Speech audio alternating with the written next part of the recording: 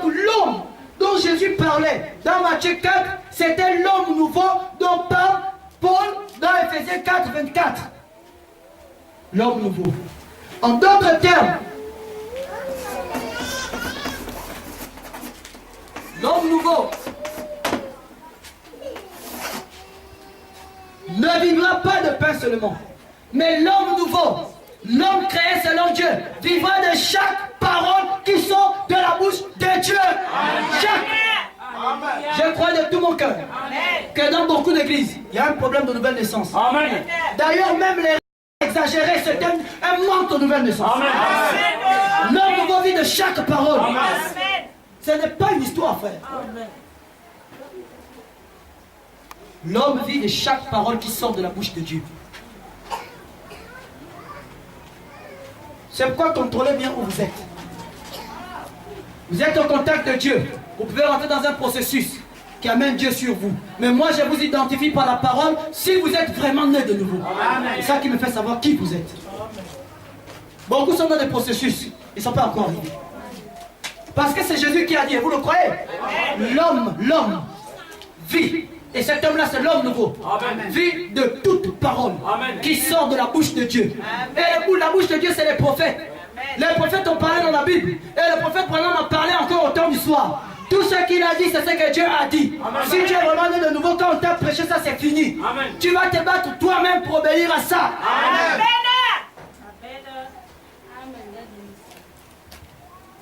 On est d'accord là? Vous devez naître de nouveau. Il ne faut pas vous tromper. Hein. Vous pouvez avoir l'esprit sur vous. Hein. La présence de Dieu qui vient sur vous. Hein. Il est venu pour commencer un processus. Mais pour que vous naissiez de nouveau, vous devez être engendré par la parole. C'est ce que j'ai fait à Libreville.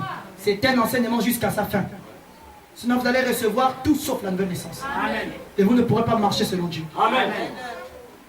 Et je saurai que vous n'êtes pas né de nouveau. Si tu es né de nouveau, frère, c'est dans ton esprit, ça s'assoit. Tu vis de toute parole qui est sortie de la bouche de Dieu. En d'autres termes, tu es d'accord avec ça. Ça veut dire que même si tu as failli, que dit la parole? Ce n'est que la parole, ta vie. Tu répares par la parole. Pour ce qui est des principes, on n'a pas à te supplier.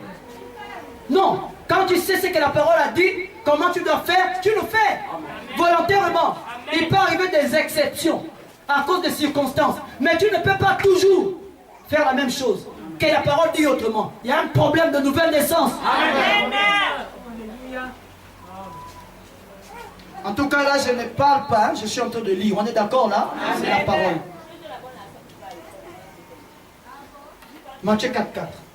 L'homme vivra de chaque parole qui sort de la bouche de Dieu. Ephésiens 4. L'homme nouveau créé selon Dieu. C'est le même homme dont Jésus parlait. C'est cet homme-là, lui qui est l'homme nouveau, qui vit de chaque parole qui est sortie de la bouche de Dieu. C'est la preuve que vous êtes né de nouveau. Si le prophète dit que les adorateurs doivent venir 30 minutes avant le début de la réunion, tu as déjà ça dans ta tête, ça ne sortira pas. Ça veut dire même les jours où il y a réunion, tu commences à faire tes programmes. Parce que tu es né de nouveau. Si vraiment tu l'es, si tu n'es pas né de nouveau, tu vas faillir. Tu vas croire qu'ici c'est le bar, ou bien je ne sais pas trop, le quartier général de ton grand-père, ou bien je ne sais pas trop. Hein? La cour du roi Péto, tu viens à l'heure où tu veux. Non. Parce que ce qu'on t'a enseigné est en toi. Amen. Et donc, quelqu'un qui est né de nouveau s'occupe des affaires du Père. Amen. Peu importe ses activités. Les jours où il y a réunion, il fait tout pour se dégager au moins vers 16h. Et c'est programmé parce que s'il est porte de l'église ouvre à 17h30, il est même devant l'église déjà à 16h50. Au trop, dans les 17h pile. Parce qu'il doit rentrer dans le temps de consécration qui dure 30 minutes avant que l'adoration commence. Amen. Ça c'est quelqu'un. Même la discipline devrait faire ça. Amen. Mais la nouvelle naissance c'est absolument ça. Sauf par concours de circonstances. Amen. Amen. Une situation imprévue. Mais quand vous voyez les gens venir en retard, comme c'est la coutume ici, je doute de votre nouvelle naissance. Amen. Vous n'avez même pas à me supplier, vous avez un problème de nouvelle naissance.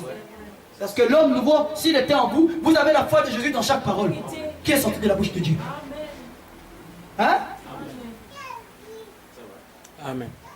Donc ne soyez pas trop fiers, cherchez d'abord ça. Sinon vous n'entrerez pas comme ça. Donc je disais, Dans Matthieu 4.4, qui identifie le vrai baptême du Saint-Esprit, Jésus a dit l'homme. Et dans Ephésiens 4.24, il a dit l'homme nouveau. C'est le même homme dont il est question. C'est cet homme nouveau-là qui doit vivre de chaque parole sortie de la bouche de Dieu.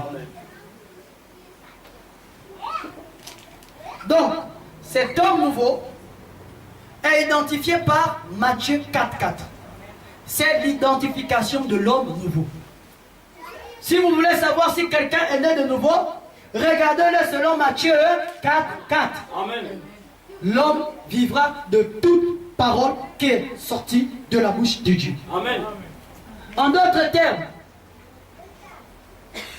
tout ce que la parole dit, il dit Amen à ça. Amen. Il est d'accord avec ça.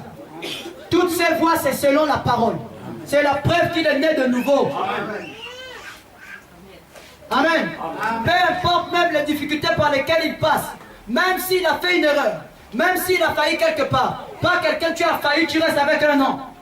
Ça c'est quel homme nouveau ça? La parole dit lève-toi, va mettre en ordre. C'est la preuve que tu as quelque chose. Que dit la parole? Tu cherches toujours, quand une situation est arrivée, tu cherches, que dit la parole? Parce que tu vis de chaque parole. Amen.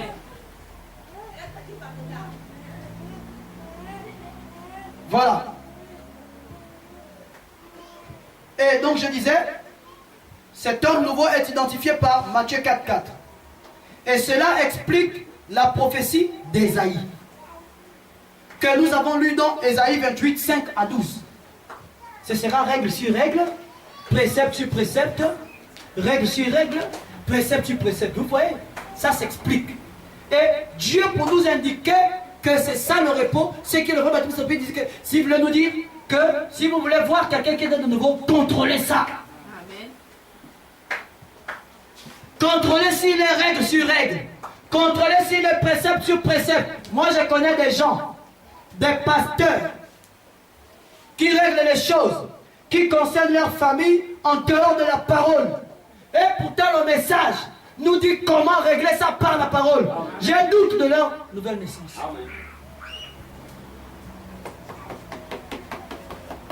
L'homme nouveau est identifié par Matthieu 4.4. Et cela explique la prophétie d'Ésaïe 28, 5 à 12. C'est ça l'homme nouveau. Oh non, si j'ai fait comme ça, ça va retomber sur nous. Vous voyez, je suis quand même un serviteur de Dieu, donc on va faire ça à ma manière. Tu es faux. Amen. Tu n'as pas achevé ta nouvelle naissance. Amen. Sinon, ça donnerait Matthieu 4.4. Chaque parole. En d'autres termes, oui, ça s'est passé, mais que dit l'Écriture à ce propos? C'est ça que tu devais faire, et pas autrement. Tu fais ça autrement, tu n'es pas né de nouveau. Amen. Tu es peut-être en processus. Vous êtes d'accord? Amen. Parce que le repos, c'est règle sur règle, précepte sur précepte. Règle sur règle, précepte sur précepte. C'est ce qui nous indique le repos. C'est ce qui nous indique l'homme nouveau. Vous comprenez ça? Amen. Les pasteurs qui font avorter leurs enfants, qui vont ramasser des grossesses ici et là. Et leurs enfants qui sont et pourtant membres de l'église.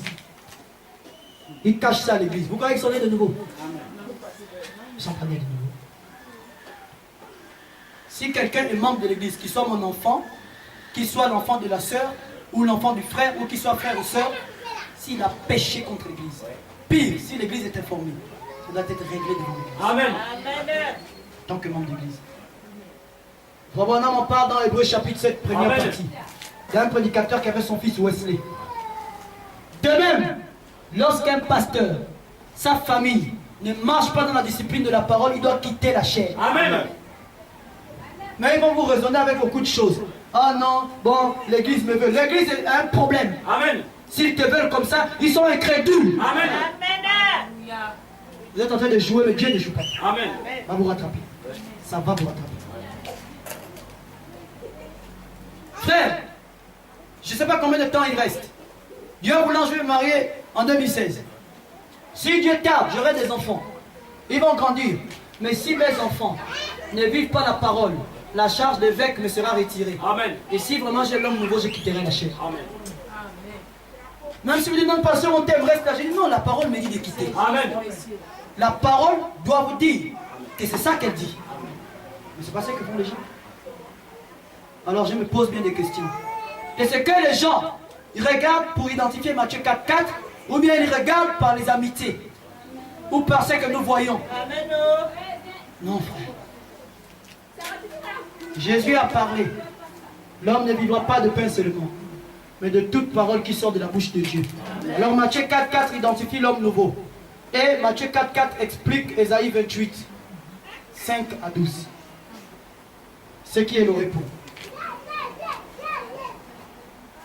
Et donc, le prophète Branham, sachant toutes ces choses, était forcé de dire ce qu'il a dit.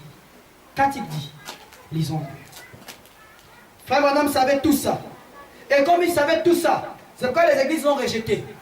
Là, ils l'ont rejeté parce que son évangile était centré sur la parole. Amen. Oh, n'allez pas, c'est un sectaire. N'allez pas, c'est des branhamistes. Ils sont faux. Amen. C'est un blasphème contre le Saint-Esprit de nous appeler branhamistes. Amen. Nous sommes des chrétiens. Amen. Des vrais chrétiens. Amen. Écoutons, frère Branham. Une délivrance totale. Paragraphe 26. Frère Branham dit, version Shekinah. J'aimerais que ce tabernacle, point, maintenant que vous êtes debout, j'aimerais que vous couriez vers le but de la vocation céleste. Amen. Quoi que vous fassiez, soyez unis, autant unis que possible. Mais tendez toujours une main, tendez toujours un bras pour saisir et faire entrer les gens. Mais la foi que nous prêchons maintenant et pour laquelle nous combattons, ne vous en éloignez pas d'un iota. Amen. Oui? Ne vous en éloignez pas d'un iota. L'homme nouveau fait ça. Matthieu 4.4, l'homme vivant de toute parole. Ésaïe 28, c'est ici le repos. Frère Branham, sachant tout ça, il pouvait dire, ne vous en éloignez pas d'un iota. La foi que nous prêchons et pour laquelle nous combattons. Ne vous en éloignez pas d'un iota. Car si vous croyez que je suis son serviteur, voici le programme de Dieu. Et ce ne sera jamais une affaire de la majorité. Ce sera toujours une minorité. Ça l'a toujours été, ça le sera toujours. Mais rappelez-vous, il est écrit, ne crains point, ne crains pas petit troupeau, votre Père a trouvé bon de vous donner le royaume. Amen. Ne vous attendez pas que cette position-là soit acceptée par la majorité. Amen. Les églises qui ont cette position-là sont forcément minoritaires. Amen. Parce que de toutes les façons, 90% de l'espèce humaine n'est pas née de nouveau. Amen. Il y a des gens prédestinés à naître. Et il y a peu de pasteurs nés de nouveau. Oui.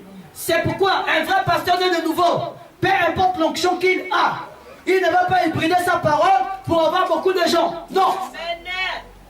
Peu importe l'onction qu'il a, il restera fermement avec la parole. Amen. Afin que ceux qui sont appelés à naître vont prendre position pour la parole. Amen. Ils vont naître et rester. Amen. Ceux qui ne sont pas appelés à naître vont venir. Ils vont dire, oh, c'est un bon pasteur, il prêche bien. Ils vont voir la gloire de Dieu, ressentir la puissance de Dieu. Mais comme ils sont prédestinés à se perdre, ils vont partir. Amen. Ils ne partent pas parce qu'ils sont sauvés. Non. Ils partent parce qu'ils ne peuvent pas naître de nouveau. Amen. Peu importe qui c'est. Ils ne peuvent pas naître. C'est pourquoi ils partent. Amen. Ils ne peuvent pas.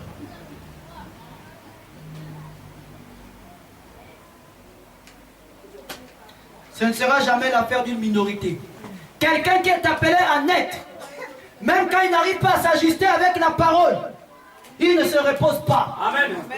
Il est à la croix, au pied du maître, à genoux, j'ai fait mon choix. Son disciple, je veux être, à toi Jésus pour toujours. Il veut être son disciple. Amen. Alors il est à la croix, il ne se repose pas. Amen. Que ce soit à l'église, que ce soit chez lui, Amen. il est en train de soupirer au Dieu. Parce qu'il a la pression de la naissance. Amen. Oh Dieu, oh Dieu. Mais quelqu'un qui boude, qui se gonfle et qui part est faux. Amen. Tu es faux. Amen. C'est tout. Pas, tu n'es pas appelé à naître. Quand vous voyez les gens quitter d'ici, Pour aller dans des églises mortes qui sont faux. Amen. Amen. C'est vrai. Faux. Amen. Je vous dis. On est d'accord? Amen. Ne les suivez pas. Amen. Ce n'est pas l'affaire d'une majorité, mais d'une minorité. Amen. Je ne suis ici avec vous ici, je n'ai que des sentiments de Dieu. Amen. Tu sors de la parole, je te ramène. Amen. Parce que nous sommes en train d'aller quelque part. Amen. Je ne cherche pas à avoir une amitié autre ici. Non. Les gens sont devenus des amis avec les pasteurs et avec les brebis. Ils ont confondu leur volonté à la volonté de Dieu. Et par l'absence de la nouvelle naissance, c'est tout un gâchis. Pas ici. Amen. Parce que de toutes les façons, ça ne pourra faire du bien à personne. Amen.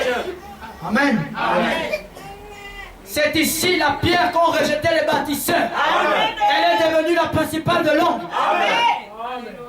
Chaque parole qui sort de la bouche de Dieu, l'homme vit de ça. Mais quand les pasteurs, avec les tables pleines de vomissures, font le compromis de toutes parts, ils vous amènent dans quel ciel? Ils vont donner quelle nouvelle naissance? Ils ne sont pas nés de nouveau. Ça exige de naître de Dieu et par Dieu. Amen. Beaucoup d'églises, même avec l'onction, n'ont pas la nouvelle naissance. Amen. Parce que la nouvelle naissance est identifiée par Matthieu 4.4. Amen. Et moi, j'identifie les pasteurs avec. Oui. Et je doute de leur expérience. Amen. Même dans le message. Amen. Chaque parole qui sort de la bouche de Dieu. Amen. Alors voilà ce qu'on a lu que Frère Branham a dit. Prenons encore une autre brochure. La brochure, le signe. Il y a le signe prêché en 63. Il y a aussi le signe prêché en 64. Ça, c'est le signe prêché en 1964. Paragraphe 9 à 12. Je vais lire quelque chose. Prêtez attention, j'ai presque fini. Frère Branham dit, le signe est la chose qui a fait la différence entre l'Égypte et Israël. Amen. Les deux nations. C'étaient tous des êtres humains. Tous créés par Dieu. Amen. Tous l'œuvre de Dieu. Mais la différence, quand la sémence de mort a été rendue, la différence entre la vie et la mort, c'était le signe. Amen. Et pour nous, le signe, c'est le baptême du Saint-Esprit. Le baptême du Saint-Esprit, c'est l'achèvement de la nouvelle naissance. Amen. Le baptême du Saint-Esprit, c'est Matthieu 4.4. Amen. L'homme vivra de chaque parole qui sort de la bouche de Dieu. C'est ça le signe. Et c'est ça qui fait la différence. Amen. Pas les églises, pas la gloire qui accompagne le ministère, pas la renommée d'un homme dans le message, Non. pas l'église de 3000 âmes, 4, 5000 âmes. Non. Si Dieu donne 5000 âmes, gloire à lui. S'il donne 50, gloire à lui aussi. Mais le signe, c'est Matthieu 4.4. Amen. Pas l'onction qui accompagne le pasteur Élisée. Non. Pas les manifestations qui l'accompagnent. Ça, c'est rien. Amen. Parce que Joss Mayer en a aussi. Amen. Les femmes qui prêchent en ont aussi. Amen. C'est pas ça le signe. Le signe, c'est chaque parole Amen. qui est sortie de la bouche de Dieu. Que celui qui se tient en chair, qui est soumis volontairement. Amen. Tout le reste est faux. Que vous soyez ici à Port-Gentil, à Libreville ou dans quelques pays du monde, quand on vous dit c'est une église du message, si vous ne voyez pas le signe, sortez. Amen. Écoutez les bandes chez vous à la maison, que c'est vous revenez. Amen. Frère Branham dit, la différence entre la vie et la mort, c'était le signe. Celui qui n'a pas le signe a la vie. Non, la mort. La différence entre la vie et la mort, c'était le signe. Le signe de la vie, c'est Matthieu 4.4. Amen. Le signe de la mort, c'est quand tu ajoutes quelque chose. Le frère Branham dit, et il en sera de même à la venue du Fils de Dieu. Amen. Quand il fera sortir l'épouse de l'église, la différence, ce sera le signe. Amen.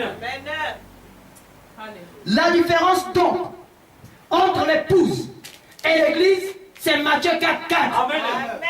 L'épouse, elle est toute la parole. Elle est vêtue de chaque parole. Amen. De l'orteil à la chevelure. De la chevelure à l'orteil. C'est la parole sortie de la bouche de Dieu. Amen. Amen. Chaque parole. Un pasteur qui a le baptême du Saint-Esprit va prêcher ça. Amen. Si son église est dominée par les tissages et les mèches, il va frapper. Amen. Frapper jusqu'à ce que ça recule. Amen. Mais quand vous voyez qu'un pasteur est devenu aveugle, au point que plus de la moitié de son église c'est des mèches et des tissages et toutes de sa nouvelle naissance. Amen. Parce que les mèches et les tissages ou vos perruques là, c'est une excuse pour ceux qui n'ont pas de cheveux. Amen. Si vous n'avez pas de cheveux, je comprends. Parce que Dieu ne veut pas que la femme ait les cheveux courts. Mais si vous avez des cheveux et que vous mettez ça, et que le pasteur ne voit plus ça, je crois que son œil spirituel est ténèbre. Amen. Donc combien grands seront ces ténèbres? Amen. Amen. Amen. Et on sera de même à la venue du Fils de Dieu. Quand il fera sortir l'épouse de l'église, la différence ce sera le signe. Chaque parole, c'est ça le signe. La différence ce sera le signe. Maintenant écoutez attentivement cet après-midi. Et vous verrez si ce n'est pas vrai. C'est le signe qui fera la différence. Il faut qu'il y ait une différence. Amen. Et les gens nous disent, oh, je ne veux pas venir dans vos églises là, parce que là-bas les femmes sont comme des vieilles. Vous les rendez vieilles, un esprit de vieillesse. Dieu est faux. Amen. On les rend naturelles, Amen. comme était Ève. Et j'aimerais dire aux frères qui sont ici, si vous avez du mal à épouser une femme qui est naturelle, vous n'êtes pas encore né de nouveau. Amen. C'est pourquoi vous aimez encore les femmes superficielles. Que avec ta femme tu touches ici, c'est les petits sages ou je ne sais pas quoi, tu ne peux même pas sentir sa tête. Tu touches un tas de petites choses qui est là. C'est que ça, c'est comme on enlève ça. Moi je veux te toucher. Hein? Je touche là, c'est les cheveux de ma femme. Je sens que oui, c'est bien. Tant d'obstacles. Tu touches ici, c'est tu dois d'abord croiser la perruque ou bien je ne sais pas les petits sages. Tu cherches la tête de ta femme, c'est loin.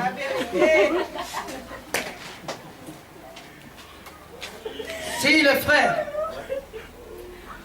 quand quelqu'un n'aime pas une femme naturelle, les femmes qui se dépigmentent, elle est noire mais elle est devenue rouge avec le maquillage. Et le frère est amoureux, c'est ma femme. Tu n'es pas né de nouveau. Amen. Tu devais lui dire, récupère ton teint. Amen. Avec amour, bien sûr. Tu ne pourrais pas aimer une telle chose.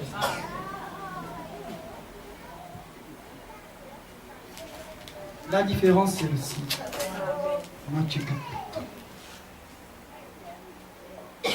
Un jour, Dieu va juger le monde. Amen. Si je demandais aux catholiques, par qui va-t-il juger? Par quoi va-t-il juger le monde? Les catholiques diraient l'Église. Quelle Église? L'Église catholique. Quelle Église catholique? Il y en a plusieurs. Vous voyez, quand on demande aux catholiques, ils disent non, Dieu va juger le monde par l'Église. Hein? L'Église catholique. C'est ça que tout le monde pense. Que l'Église catholique est le jugement de Dieu. Non. Bonhomme dit l'Église catholique dira que c'est par son Église. Les méthodistes diront par l'Église méthodiste. Dans ce cas, les baptistes sont exclus. Et puis si vous les jugez par l'Église baptiste, tous les autres sont exclus. Amen. Les pentecôtistes vont dire par l'Église pentecôtiste. Dans ce cas, tous les autres sont exclus. Aujourd'hui, je vais ajouter. Si vous dites, oh non, Dieu jugera le monde par l'Église du message. Dans ce cas, toutes les autres sont exclus. Pas l'Église du message. Non, frère. Beaucoup de vies perdent dans l'herbe. Sont rentrés dans les églises du message et dire qu'ils sont sauvés. Oh. Dieu ne jugera même pas l'Église par l'Église du message. Amen. Il ne jugera pas le monde par l'Église du message. Jamais. Si, jamais, ni par l'Église catholique, ni par l'Église protestante, ni par l'Église que vous voulez, ni par l'Église du message. Jamais. Frère Branham dit, vous voyez, il y aura de la confusion, trop de confusion. Ça jetterait trop de confusion dans les esprits d'envisager une chose pareille. Mais Dieu avait un moyen, là, par lequel il a dit qu'il jugerait la terre. Pas par l'Église catholique, pas par l'Église protestante, mais il va juger le monde par Jésus-Christ. Amen. Chaque parole. Mais il va juger le monde par Jésus-Christ. Et Jésus est la parole. Amen. Alors on en revient encore à la Bible. Voyez? Il va juger le monde par la Bible. Et la Bible est le livre du jugement de Dieu. C'est la révélation complète de Jésus-Christ. Et on ne peut rien y ajouter, ni rien en retrancher. Si vous le faites, la pénalité, c'est votre nom ôté du livre de vie. Amen. Je ne sais pas combien de pasteurs du message ont lu ça. Non, je marche avec Dieu, tu retranches, tu ajoutes. Et tu me dis que toi, tu vas dans la vie. Faites attention. Amen. Ne soyez pas séduits. Ne vous basez pas sur les habitudes. Paul et Branham ont dit, ce n'est pas celui qui commence la course. Non, j'ai couru, la colonne de feu marchait avec moi, j'ai fait des prodiges, j'ai engendré telle et telle église, ça ne veut encore rien dire. Amen. On surveille ta fin. Amen. Alléluia. C'est ça, monsieur. Amen. Qui me dira que Judas a mal commencé? Judas a bien commencé. Amen. Amen. Il a été un disciple, même trésorier. Amen. Il a chassé les démons. Il y avait des miracles qui se faisaient par lui. Amen. Mais à la fin Amen. de son parcours, Amen. il a trahi le parole. Jésus. Amen. Et les gens sont aveuglés sur la terre, surtout ici au Gabon. Amen. Ah non, tel ancien a la réputation, il en a la réputation. Non, on surveille les gens jour après jour. Amen. Amen. Chaque parole. Paul disait, ce n'est pas celui qui commence la course, mais c'est celui qui l'achève. Amen. Frère Brennan pouvait dire, ce n'est pas le début qui compte, mais c'est la fin qui compte. Amen. La prophétie d'Ézéchiel pouvait dire que le jour où le juste se détournera de sa justice, il mourra. Amen. C'est pourquoi il faut naître de nouveau. Et l'homme nouveau, c'est chaque parole tous les jours de ta vie. Jusqu'à ce que tu partes. On est d'accord? Amen. Ok, j'ai presque fini. Frère Branham dit, c'est la révélation. Il dit, et la Bible est le livre du jugement de Dieu. C'est la révélation complète de Jésus-Christ. Et on ne peut rien y ajouter, on ne peut rien en retrancher. Si vous le faites, la pénalité, c'est votre nom ôté du livre de vie. Tenez-vous-en strictement au livre. Tenez-vous-en strictement à la parole. Tenez-vous-en strictement au livre. Et priez Dieu qu'il fasse de nous une partie de cela. Amen. Tenez-vous-y strictement au livre. Donc à la parole. Strictement. C'est un mot ça. Amen. Lisons encore une chose. Soyez certains de Dieu. J'appuie le coup, j'ai déjà fini. Il me reste 4 citations à lire pour clôturer mon enseignement sur Dieu dans l'homme.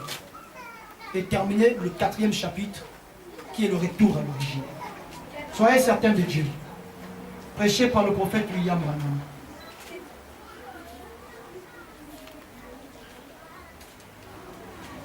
Paragraphe 9 à 10. Écoutez-moi très bien. Vous que les pasteurs disent non, comme c'est l'école, on peut comprendre les culottes. Comme tu es médecin, on peut comprendre les pantalons. Comme tu travailles au pétrole, on peut comprendre. Non, non, non. Écoutons le livre du maître. Il dit strictement. Hein? Il vaut mieux manger le pain sec et l'eau glacée au lieu d'aller en contradiction avec la parole pour avoir les clients. Une bénédiction qui est contraire à la parole ne vient pas de Dieu, mais du diable. Tout vient de Dieu, oui. Par nature, tout le bien vient de Dieu. Mais le diable exploite des choses qui ne sont pas en ordre avec la parole pour vous mettre ça devant vous. Amen. Pour que vous puissiez mourir. Le prophète dit, tenez-vous strictement à la parole. Alléluia. Merci Jésus. Merci Seigneur. Soyez certains de Dieu, paragraphe 9 à 10. Suivez attentivement. Voilà bien le tableau de notre pays aujourd'hui. Nous avons cédé à la demande populaire. Amen. Sans doute, les prêtres, pensaient-ils, les prêtres c'est les sacrificateurs, qui ont les tables pleines de vomissures. Les prêtres c'est les pasteurs, les évêques, les archevêques, le pape et tout son groupe. Les bishops avec leurs archibishops et tout le reste. Sans doute les prêtres pensaient-ils que tout irait bien tant que leur gouvernement l'approuvait.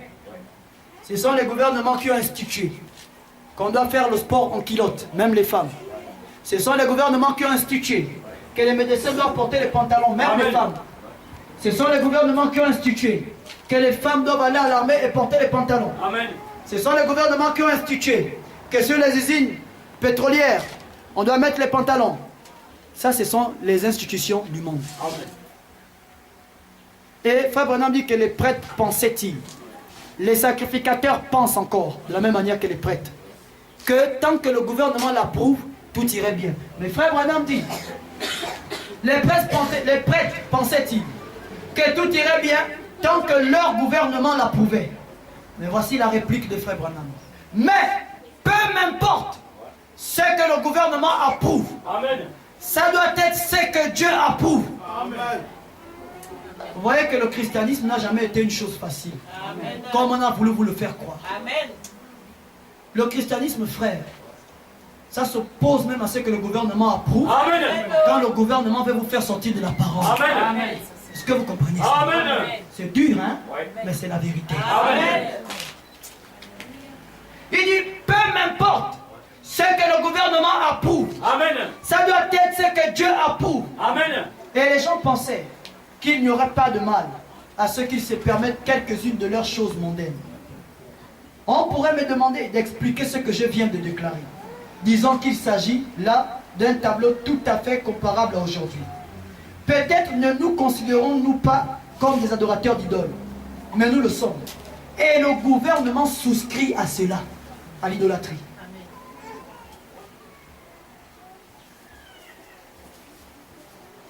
Les gens aujourd'hui sont des adorateurs d'idoles. Parce qu'ils, ils adorent des idoles. Certains d'entre eux adorent des vedettes de cinéma. Je vais vous dire comment vous les adorez. Quand vous les ressemblez par votre vestimentaire, vos accoutrements, vous les femmes, avec vos choses noires que vous mettez au bord des yeux comme des chats. Vous avez pris ça où? Chez Beyoncé, et ainsi de suite, les vedettes de cinéma d'Hollywood. C'est en regardant Hollywood que vous vous êtes déformé. Et vous appelez ça être embelli. C'est faux ça. Vous adorez les vedettes de cinéma. Lorsque vous avez changé votre corps, en coupant ici, rasant ici, changeant ceci, mettant les cheveux comme ci, vous avez pris ça où? Honnêtement, qui vous a instruit ça? C'est la télé? Vous avez d'abord vu ça sur la télé et les gens ont reproduit ça dans le pays et vous avez pris ça, vous adorez les idoles, sans le savoir. Et il y a beaucoup d'idolâtres dans les églises et ils ne le savent pas. Vous adorez des vedettes de cinéma. Oh, tu ressembles à, comment ils appellent ça? Tu ressembles à tel artiste, hein? Ah, merci. Tu es sexy. Merci.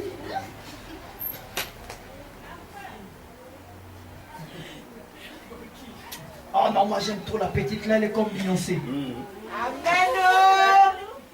Vous adorez les vedettes du cinéma? Amen. Amen. 90%, 99% des femmes Amen. sont le reflet d'Hollywood. Amen. Elles ont regardé la télévision, elles ont vu quelque chose qui les plaisait. Elles sont allées chez les femmes là, les petits démons là, qui font la pose des ongles, qui vous rasent les sourcils, qui détruisent votre chevelure. C'est combien ici? C'est combien pour poser ça? Non, c'est 5 000. Tout un repas de famille que tu vas dépenser pour poser les ongles. Pose un peu là. Et quand on les pose ça, il faut les voir quand ils sortent de là-bas. Tu sens que l'esprit de sorcellerie est Amen. Amen. C'est comme tu as la maladie des doigts. Hein? Tu as quoi la maladie des doigts? Non, on va poser les ongles, on a mis le vernis, donc il faut que ça sèche. Il marche comme ça maintenant. Il faut que ça sèche. Donc il fait attention, tu ne peux même pas laver les assiettes tout de suite. Si le chéri dit maman, prépare-moi vite un repas, non chéri, il faut que ça sèche d'abord. Hollywood. C'est l'idolâtrie, frère. Amen. Et vous ne vous rendez pas compte. Frère Branham dit, ils adorent des idoles. Certains d'entre eux adorent des vedettes de cinéma et en font leurs idoles. Amen. Certains adorent l'argent et en font leur idole. Mettre l'argent avant même les choses de Dieu. Amen. Et certains, oui, en ce moment j'ai une brebis d'ici qui fait dans l'idolâtrie d'argent. Amen. Son travail l'empêche de venir à l'église. Il est dans l'idolâtrie, je lui ai dit je te laisse un mois. Et après ce sera entre toi et Dieu. C'est l'idolâtrie, frère.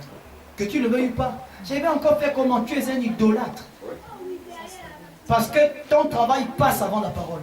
C'est de l'idolâtrie. Amen. Tu n'as aucun jour depuis 3 mois pour venir à l'église. Je suis désolé. C'est de l'idolâtrie. Amen. Même quand c'est inconscient. Alors, certains d'entre eux adorent des vedettes de cinéma et en font leurs idoles. Certains adorent l'argent et en font leurs idoles. Et certains adorent des vedettes de télévision et en font leurs idoles. En fait, tout ce que vous faites passer avant Dieu est une idole. Amen. Peu importe ce que c'est. Amen. Dieu, c'est la parole. Tout ce que vous faites passer avant la parole, c'est votre idole. Amen. Donc, Branham dit, peu importe ce que le gouvernement approuve, ça doit être ce que Dieu approuve. On est d'accord? Amen. Alors, tout homme, s'il est vraiment un homme créé selon Dieu, doit vivre de chaque parole qui est sortie de la bouche de Dieu. Pas de 99%, mais de toutes. Ça veut dire 100% de paroles. Amen. Pourquoi? Lisons encore une brochure. C'est dans le Dieu de cet âge mauvais. C'est prêché en 65 par le prophète de Dieu vivant. Lisons le paragraphe 34 d'abord et après on va lire le paragraphe 56. D, E, A. Suivez un peu ça. Suivez attentivement. Frère Branham dit, paragraphe 34, la semaine dernière dans Matthieu 24, c'était l'âge le plus trompeur de tous les âges. De tous les âges de tromperie, depuis le jardin d'Éden jusqu'à maintenant, il n'y a jamais eu un âge aussi trompeur que cet âge-ci. Amen. Très trompeur. Il s'élèvera de faux prophètes et ils opéreront des signes et des prodiges, afin s'il était possible de séduire même les élus. Voyez? Or, simplement des églises froides, formalistes, empesées et tout le reste basé sur une théologie faite de main d'homme. Ça, les élus n'y prêteraient jamais attention. Mais là, c'est presque comme la chose véritable. Presque. Ça veut dire environ 99%. Mais ce n'est pas ça. Ça doit être 100%. Mais là, c'est presque comme la chose véritable. Laissez juste un mot de côté. C'est tout ce que vous avez à faire. Vous comprenez ça? Or, quand on dit laisser juste un mot, ça veut dire que tu avais conscience du mot. Mais tu as décidé de l'ignorer pour faire à ta manière. Amen. C'est ce qu'ils ont à faire pour être détectés. Comme n'étant pas des hommes créés, selon Dieu. Est-ce que vous me comprenez là? Amen. N'oubliez jamais ça.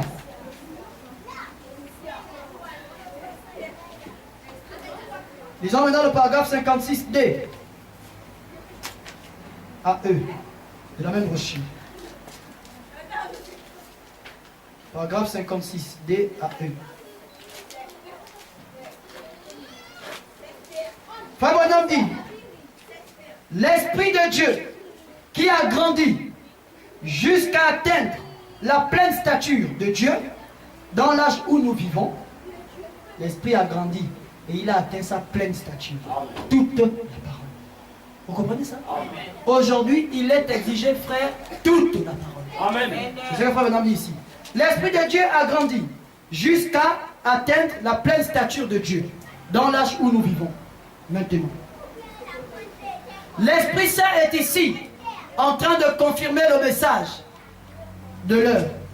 Et l'Esprit Saint le fait pour que les gens qui croient Dieu soient appelés à sortir de ce chaos. Amen. Amen. L'esprit malsain du diable est ici, en train d'appeler son église par l'erreur. Amen. Vous comprenez ça? Donc l'Esprit de Dieu est ici, mais l'Esprit malsain est aussi ici, dans le même message. Mais l'Esprit malsain appelle son église par quoi? L'erreur. L'erreur c'est quoi? C'est de laisser la parole. Amen.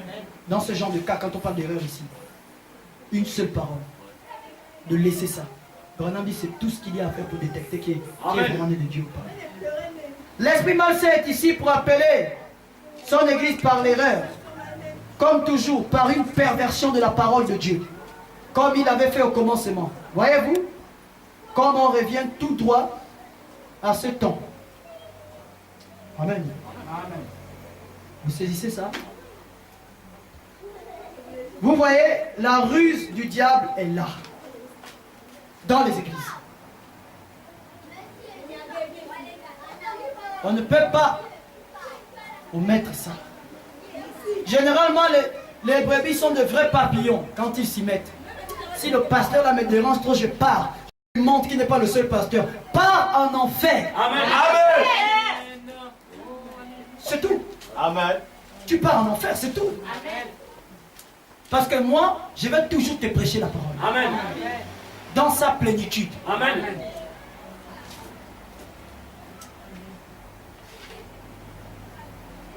La ruse du diable est là, mes amis.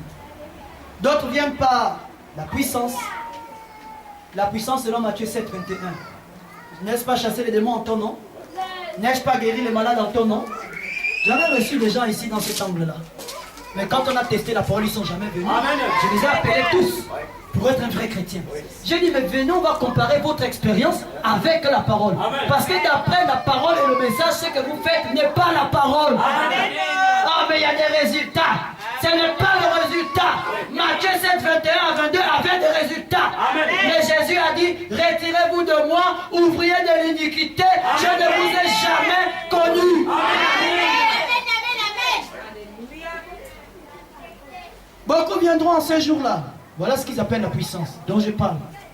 Matthieu 7, 21 à 22. Et ils diront, Seigneur, n'ai-je pas chassé les démons en ton nom? N'ai-je pas guéri les malades en ton nom?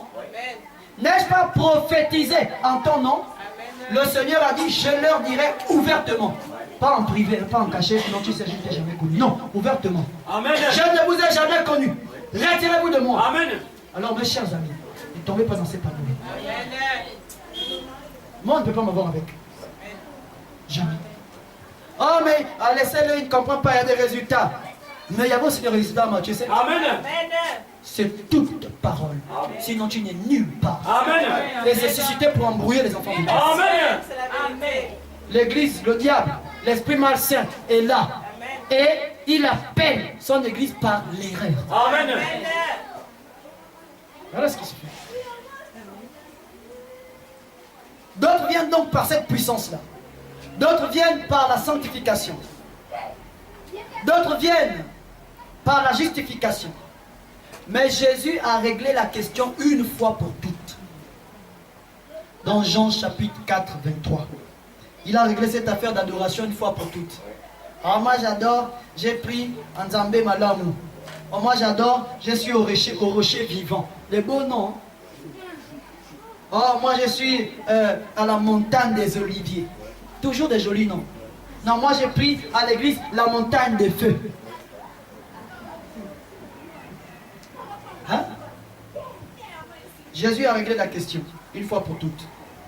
Jean 4. Nous allons voir ce que lui, il en pense. Jean chapitre 4. Verset 23. Voici ce que Jésus a dit. Mais l'heure vient, et elle est déjà venue, où les vrais adorateurs, les vrais. Oh, pas j'ai guéri les malades. Ah, il me parle de quoi? Laissez-moi le pasteur, il raconte des histoires. Vous ne voyez pas la guérison? Vous ne voyez pas l'onction? Vous ne voyez pas les miracles? Vous ne voyez pas les prophéties? Hein? Vous ne voyez pas comment je chasse les démons, ils partent? Faites attention. Amen. Nous les avons, oui. Mais ça doit être Matthieu 4, 4. Amen. Tous ceux-là sont des adorateurs, oui. Mais qu'a dit Jésus? J'ai prêché pour montrer le retour au commencement. Question et réponse sur la Genèse dans COD. Paragraphe 61. Suivez ce que dit Frère Branham. Frère Branham dit, or, le premier homme, là, il a fait le premier homme à son image. Et nous retournons à cette image-là. C'est exact. À notre première image créée. Amen. j'ai fini ma prédication. Ce petit enseignement. Voici ce que j'aimerais vous dire. Quand j'ai parlé du retour à l'origine, qu'est-ce que je voulais dire? Que le retour à l'origine, c'est la vraie nouvelle naissance. Amen. Et ensuite, l'Église doit évoluer parole sur parole. Amen. Parole sur parole, Amen. pour retourner à ce que nous étions, comme nous l'avons lu ici. Amen. C'est pourquoi toute Église qui a déplacé même une seule parole volontairement, qui s'est opposée à une seule parole volontairement, ne vous ramène pas à l'origine. Vous n'êtes pas dans la présence de Dieu. Amen. Peu importe les années qu'ont fait cette Église, la gloire que semble avoir cette Église, le retour au commencement, c'est parole sur parole, précepte sur précepte, précepte sur précepte. Et c'est ça la robe de l'épouse. Elle se vêtit de chaque parole. Quand elle attend la parole, là où la parole parle, quand cela n'est pas encore fait chair dans sa vie, elle ne se repose pas jusqu'à ce que cette parole parlée se fasse chair en elle. C'est alors qu'elle est en train de revêtir cette robe épouse qui n'est que la parole. Et cela ne se fera jamais dans une église qui est dans le compromis ou qui aime à se compromettre. Jamais. Que Dieu vous bénisse. Acclamons-le.